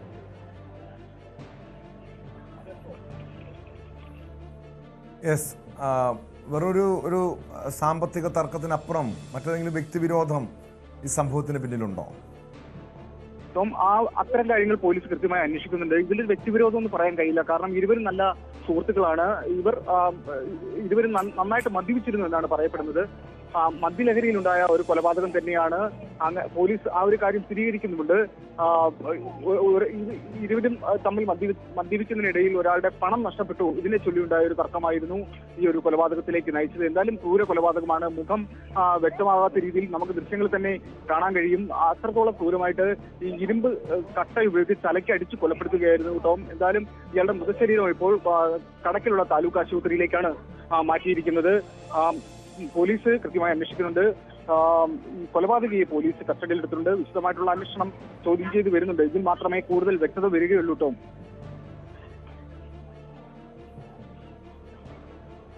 യെസ്, വ്യക്തമാണ്. വിനീഷാണ് കൊല്ലം കൊട്ടാരക്കരയിൽ നിന്നും വിവരങ്ങൾ നൽകിയത്. തിരുവനന്തപുരത്ത് ക്ലാസ് മുറിക്കുള്ളിൽ വിദ്യാർത്ഥിയുടെ പെപ്പർ സ്പ്രേ പ്രയോഗം. അധ്യാപിക ഉൾപ്പെടെ 12 പേർ ആശുപത്രിയിൽ ചികിത്സ തേടി. ബാലരാമപുരത്തിന് സമീപത്തെ പുന്നമ്മൂട് ഗവൺമെന്റ് ഹയർ സെക്കൻഡറി സ്കൂളിലാണ് സംഭവം. ഇടവേള സമയത്ത് പുറത്തു വന്ന +2 വിദ്യാർത്ഥി കയ്യിലുണ്ടായിരുന്ന പെപ്പർ സ്പ്രേ ക്ലാസ്സിൽ വെച്ച് അടിക്കുകയായിരുന്നു. സംഭവം അറിഞ്ഞ് നേമം പോലീസ് സ്ഥലത്തെത്തി. വിവരങ്ങളുമായി അരുൺ മോഹൻ ചേരുന്നുണ്ട്. അരുൺ, ഞെട്ടിപ്പിക്കുന്ന സംഭവമാണിത്. പ്രത്യേകിച്ചും സ്കൂൾ വിദ്യാർത്ഥികൾ തമ്മിലുള്ള ചില തർക്കങ്ങളും കയ്യാങ്കളികളൊക്കെ നമ്മൾ കേട്ടിട്ടുണ്ട്. പക്ഷേ ഒരു പെപ്പർ സ്പ്രേയുമായി വിദ്യാർത്ഥി സ്കൂളിൽ വരുന്നു, അധ്യാപിക ഉൾപ്പെടെയുള്ള ക്ലാസ്സിൽ അത് പ്രയോഗിക്കുന്നു. എന്താണ് സംഭവത്തിന് പിന്നിൽ? തീർച്ചയായും ടോം, നമ്മൾ ഈ അടുത്തിടെ കേട്ടുകളില്ലാത്ത ഒരു വാർത്ത തന്നെയാണ് നമുക്കിപ്പോൾ പങ്കുവയ്ക്കാനുള്ളത്. ഈ പറയുന്ന ബാലരാമപുരം പുന്നമൂടായിരുന്നു ഈ ഒരു സംഭവം നടന്നത്. പുന്നമൂട് ഗവൺമെന്റ് ഹയർ സെക്കൻഡറി സ്കൂളിലായിരുന്നു. +2 വിദ്യാർത്ഥി ഉള്ള ഒരു ക്ലാസ്സിലായിരുന്നു ഈ ഒരു സംഭവം അരങ്ങേറുന്നതെന്നാണ് നമുക്ക് മനസ്സിലാക്കാൻ കഴിയുന്നത്. ഇന്ന് ഉച്ചയോടുകൂടിയായിരുന്നു സംഭവം. ഇന്റർവെല്ലിന് പുറത്തു പോയിട്ട് വന്ന +2 വിദ്യാർത്ഥിയായിരുന്നു. അദ്ദേഹം കയ്യിലിരുന്ന പെപ്പർ സ്പ്രേ ഉപയോഗിച്ച് ചില്ലി സ്പ്രേ എന്നായിരുന്നു അതിന്റെ എഴുതിയിരുന്നതാണ് നമുക്ക് അറിയാൻ കഴിഞ്ഞത്. ആ സ്പ്രേ ഉപയോഗിച്ച് ക്ലാസ്സിൽ വെച്ച് ഉപയോഗിക്കുന്നു. ആ സമയത്ത് അവിടെ ഉണ്ടായിരുന്ന അധ്യാപിക ഉൾപ്പെടെയുള്ള 11 വിദ്യാർത്ഥികൾ ഉൾപ്പെടെയുള്ള 11-ലധികം പേർക്ക് അത് ബുദ്ധിമുട്ടുണ്ടായി. അവർ കണ്ണിൽ നീപ്പിനും അസ്വസ്ഥതയും തുടർന്ന് ഇവരെ ആശുപത്രിയിലേക്ക് പ്രവേശിപ്പിക്കുകയായിരുന്നു. ഇവർ ജനറൽ ആശുപത്രിയിലും തിരുവനന്തപുരം മെഡിക്കൽ കോളേജ് ആശുപത്രിയിലാണ് പ്രവേശിപ്പിച്ചതെന്നാണ് നമുക്ക് അറിയാൻ കഴിയുന്നത്. പക്ഷേ കുട്ടിയോട് ചോദിച്ചപ്പോൾ, അധികൃതർ ചോദിച്ചപ്പോൾ മനസ്സിലാക്കാൻ കഴിയുന്നത് ഇദ്ദേഹത്തിന് സ്കൂളിന്റെ പുറത്തുനിന്ന് അത് കളഞ്ഞു കിട്ടിയതായിരുന്നു. അത് പരീക്ഷിച്ച് നോക്കുകയായിരുന്നു എന്നുള്ളതാണ് അദ്ദേഹത്തിന്റെ വാദം. പക്ഷെ അത് ഒരു മുഖവിലേക്ക് എടുത്തിട്ടില്ല. എന്താണ് ഇതിന്റെ കാരണം, എന്താണ് ഇതിന്റെ പിന്നിൽ എന്നുള്ളതൊക്കെ അധ്യാപകരും ഒപ്പം നേരത്തെ സൂചിപ്പിച്ചതുപോലെ ഏതെങ്കിലും വിദ്യാർത്ഥിക്ക് നേരെയാണോ പ്രയോഗിച്ചത്, അതോ ക്ലാസ്സില് അധ്യാപികയുള്ള സമയത്ത് അങ്ങനെ പെപ്പർ സ്പ്രേ പ്രയോഗിക്കണമെങ്കിൽ തക്കതായ ഒരു കാരണം ആരെങ്കിലും ഉദ്ദേശിച്ചുകൊണ്ട്, ആരെങ്കിലും ലക്ഷ്യമിട്ടുകൊണ്ടായിരുന്നോ ഈ വിദ്യാർത്ഥിയുടെ ആക്രമണം? തീർച്ചയായും അതെല്ലാം ഒരു അന്വേഷണ പരിധിയിൽ കൊണ്ടുവരേണ്ട ഒരു വിഷയമാണ്. പക്ഷെ നമുക്ക് അകത്തു നിന്ന് മനസ്സിലാക്കാൻ കഴിയുന്നത്, കാരണം മാധ്യമങ്ങളെ ഉൾപ്പെടെ പ്രവേശിപ്പിക്കാതെ അധികൃതർ നിന്നൊരു ഇടപെടലാണ് അവിടെ നടന്നു വന്നിരുന്നത് നമുക്ക് ഇപ്പോൾ പങ്കുവയ്ക്കാൻ കഴിയുന്നത്. എന്നാലും നമുക്ക് അവിടെ നിന്ന് മനസ്സിലാക്കിയ അനുസരിച്ച് ഈ സ്പ്രേ ഉപയോഗിച്ച സമയത്ത് ക്ലാസ് മുറിയിൽ ഉണ്ടായിരുന്ന ഫാൻ കറങ്ങുകയായിരുന്നു. അതിൽ നിന്ന് ആ സമയത്തുണ്ടായ ഈ വാതകം പോയായിരുന്നു ഈ പറയുന്ന ബുദ്ധിമുട്ടുണ്ടാകുന്നത്. നമ്മൾ അറിയാവുന്നുള്ളത് പെൺകുട്ടികൾ ഉൾപ്പെടെ അല്ലെങ്കിൽ സ്ത്രീകൾ ഉൾപ്പെടെ സ്വയരക്ഷയ്ക്ക് വേണ്ടി കരുതുന്ന തരത്തിലുള്ള എന്നാണ് നമുക്ക് അറിയാൻ കഴിഞ്ഞതും. എന്തായാലും ഇവരിപ്പോൾ ആശുപത്രിയിലാണ്. ആശുപത്രിയിലുള്ളവർ ആരുടെയും നില ഗുരുതരമോ അല്ലെങ്കിൽ മറ്റു വിഷയമല്ലെങ്കിലും നീറ്റൽ തുടങ്ങിയ അവർക്ക് ശാരീരിക ബുദ്ധിമുട്ടുകൾ നേരിടുന്നു എന്നുള്ളതാണ് അറിയാൻ കഴിഞ്ഞത്. എന്തായാലും പോലീസ് ഇത് ഗൗരവമായി അത് അന്വേഷിക്കുന്നുണ്ട്. ഒപ്പം ഇത് പോലീസ് മാത്രമല്ല, ഒപ്പം സ്കൂൾ അധികൃതരും ഈ വിഷയത്തെക്കുറിച്ച് ഗൗരവമായി തന്നെ അന്വേഷിക്കുന്നുണ്ടെന്നാണ് നമുക്ക് മനസ്സിലാക്കാൻ കഴിയുന്നത്.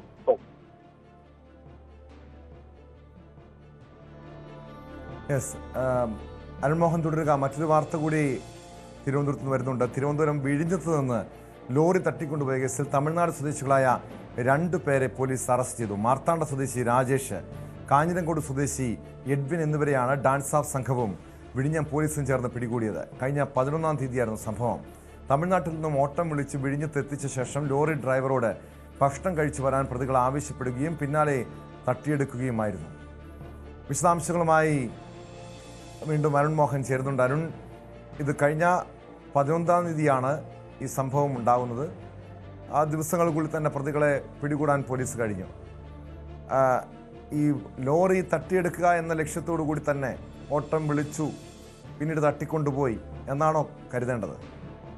തീർച്ചയായും ടോം, ഇതൊരു ആസൂത്രിതമായ ഒരു മോഷണമായിരുന്നു എന്നാണ് പോലീസിന്റെ ഭാഗത്തു നിന്ന് നമുക്ക് മനസ്സിലാക്കാൻ കഴിയുന്നത്. കാരണം നേരത്തെ സൂചിപ്പിച്ചതുപോലെ കഴിഞ്ഞ 11-ാം തീയതി രാത്രിയായിരുന്നു ഈ ഒരു സംഭവം നടക്കുന്നത്. ഈ പറയുന്ന തമിഴ്നാട് സ്വദേശിയായ തമിഴ്നാട് കലയാവൂർ എന്ന് പറയുന്ന പ്രദേശത്തുള്ള ഒരു വ്യക്തിയുടെ പുതുമ പെരുമാളിന്റെ ഉടമസ്ഥതയിലുള്ള മിനി ലോറിയായിരുന്നു ഇത്. വിഴിഞ്ഞം ഭാഗത്തേക്ക് ഒരു ഓട്ടം വിളിക്കുകയായിരുന്നു. രാജേഷ്, ഇതിലെ പിടിയിലായിട്ടുള്ള രാജേഷാണ് ഈ ഓട്ടം വിളിക്കുന്നത്. അവിടെ സവാരി വിളിക്കുന്നു. അവിടെ ഈ പറയുന്ന അവിടെ എത്തുന്ന സമയത്ത് ഇദ്ദേഹത്തോട്, ഡ്രൈവറോട് ഭക്ഷണം കഴിഞ്ഞ് മടങ്ങി വരാൻ ആവശ്യപ്പെടുന്നു. അദ്ദേഹം ഭക്ഷണം കഴിക്കാൻ പോകുന്ന സമയത്ത് ഇവർ ഈ കടന്നു കളയുകയായിരുന്നു എന്നുള്ളതാണ് പോലീസ് പറയുന്നത്. തുടർന്ന് 60ഓളം CCTV കേന്ദ്രീകരിച്ച് ഡാൻസ് ഓഫ് സംഘവും വിഴിഞ്ഞം പോലീസും ചേർന്ന് നടത്തിയ ഒരു പരിശോധനയിലായിരുന്നു ഈ പറയുന്ന 2 പ്രതികളെയും പിടികൂടിയത്. രാജേഷും ഒപ്പം അദ്ദേഹത്തിന്റെ സുഹൃത്തു കൂടിയായ കാഞ്ഞിരക്കോട് സ്വദേശിയായ എഡ്വിൻ എന്ന 40. തീർച്ചയായും ഈ 2 പേരും നിരവധി വാഹനമോഷണ കേസുകളിലെ പ്രതികളാണ്. ആസൂത്രിതമായിട്ടുള്ള മോഷണമാണെന്ന് പറയുന്നു. ഈ 2 പേരും മാത്രമാണോ, അതോ ഈ കവർച്ചയ്ക്ക് പിന്നിൽ കൂടുതൽ പ്രതികളുണ്ടോ? തീർച്ചയായും ഇവരും നേരത്തെയും ഈ പറയുന്ന വാഹന മോഷണ കേസിലെ പ്രതികളാണ്. നേരത്തെയും നിരവധി മോഷണ കേസുകളിലെ പ്രതിയാണ്. ഈ പറയുന്ന ഈ പൊളിച്ച വാഹനത്തിന്റെ ചെയ്സ് ഉൾപ്പെടെയുള്ള സാധനങ്ങൾ പല ആക്രിക്കടകളിൽ നിന്നാണ് പോലീസിന് കിട്ടിയത്. ഒപ്പം ഭാഗങ്ങൾ പല ആക്രിക്കടയിൽ നിന്നാണ് കിട്ടിയത്. എന്നാൽ ചെയ്സ് കിട്ടിയത് എഡ്വിന്റെ ഗോഡൌണിൽ നിന്നാണ്. അതിൽ നിന്ന് തന്നെ വ്യക്തമാക്കാം ഇവർക്ക് വളരെ മുൻപരിചയവും കാര്യങ്ങളും ചെയ്യുന്നവരാണെന്നുള്ളത്. പക്ഷേ നേരത്തെ ചോദ്യത്തിന് ഉത്തരം ഈ പോലീസ് എന്തായാലും ഗൗരവമായി അന്വേഷിച്ചു. ഇവരിൽ മാത്രമല്ല ഒതുങ്ങുന്നത്. ഈ പറയുന്ന വീണ്ടും ആൾക്കാർ ഇതിനകത്തുണ്ട്. തീർച്ചയായും അവരെയും നിരീക്ഷിക്കുന്നുണ്ട്.